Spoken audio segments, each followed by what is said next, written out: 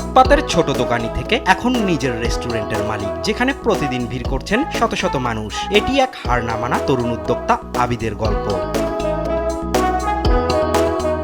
শরীয়তপুর জেলার সখীপুর থানার ছেলে নাজমুল হোসেন আবিদ 2020 সালে এসএসসি পাশের পর জীবিকার তাগিদে চলে আসেন ঢাকায়। পকেটে ছিল না বড় কোনো ব্যবসার পুঁজি, ছিল শুধু স্বপ্ন আর সাহস।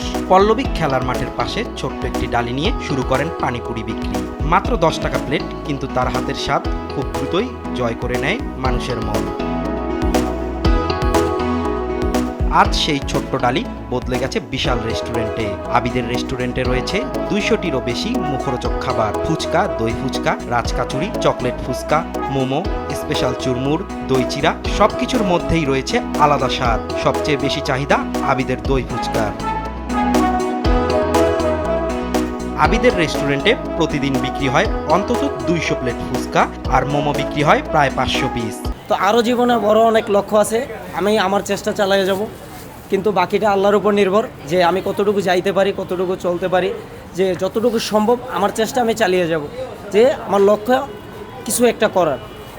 সবচাইতে বড় সাপোর্ট দিছে আমাকে, যে তুই চেষ্টা কর, যে তুই পারবি। আমার মন সবসময়, যে আমার মন মাঝখানে আমার মন ভেঙে গেছিলো, যে আমি কি পারবো। তা এর মাধ্যমে আমার আম্মু মাঝখানে আমাকে সবচেয়ে বড় সাপোর্ট দিছে, যে তুই চেষ্টা চালিয়ে যা, তুই পারবি। তো আমার আম্মুর কথাটাই আমি ধরে রাখছি, যে আসলে আমি পারবো। শুধু মিরপুর নয়, পুরান ঢাকা, গুলশান, বনানী সহ রাজধানীর বিভিন্ন এলাকা থেকে মানুষ আসেন এখানে। এমনকি দেশের বাইরের মানুষও আসেন এই খাবারের স্বাদ নিতে। ওরা যখন ফুটপাতে ঈদগাহ মাঠে মানে ফুচকা বিক্রি করতো, তখন থেকে আমি ওর দোকানে আসি। খালি তাই না, আমার বোনরা জার্মানি থাকে, তারাও জার্মানি থেকে দেশে আসলে অবশ্যই আবিদের দোকানে আসে।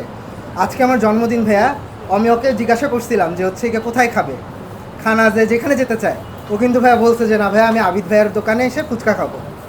এখানের খাবার খুবই মজা, আমি এখানের দই ফুচকাটা এসে বেশি খাই, আর লাচ্ছিটা খুব ভালো লাগে। একসময় অর্থের অভাবে ঠিকভাবে পড়াশোনা চালাতে পারেননি আবিদ। আজ তার আয়েই চলে পুরো পরিবার। শুধু তাই নয়, আবিদের সফলতায় চলছে তার রেস্টুরেন্টের আরও 8 জন কর্মচারীর পরিবার। একসময় শুধু বাবা ছেলে মিলে ছোট্ট একটি ডালি করে ব্যবসা চালালেও 2 বছরের ব্যবধানে বদলে যায় পুরো জীবন। এখন তার রেস্টুরেন্টে একসঙ্গে বসে খেতে পারেন 40 জন।